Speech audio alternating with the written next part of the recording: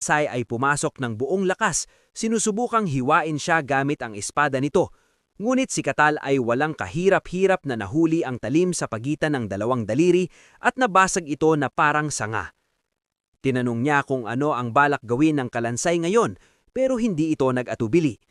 Tumalon ito ng mataas at sumugod para sa isa pang atake. Ang aming batang lalaki ay maayos na umiwas sa atake. Hinawakan ang braso ng Kalansay at tinanong ang payat na bagay kung ano ang mangyayari kung gagawin niya ito. Ipinukpok niya ang braso sa sahig, ginawang alikabok, at ang Kalansay ay nakatayo lang doon, nakatingin sa nawawalang bahagi lang kanyang katawan na may halatang pagkalito.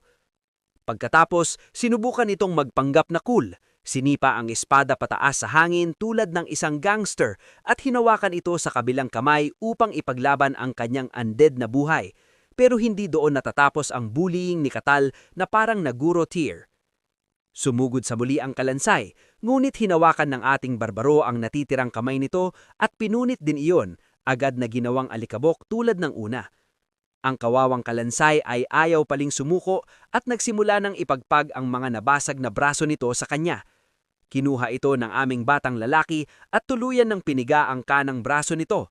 Talagang humahanga siya na kayang palitan ng bungo ang mga bahagi ng katawan nito at may napakataas na talino.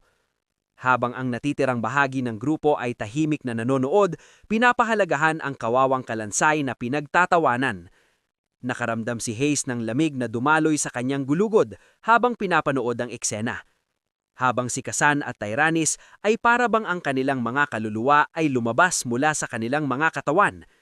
Sa sandaling iyon, tunay nilang nauunawaan kung anong klaseng halimaw ang isang tunay na barbaro.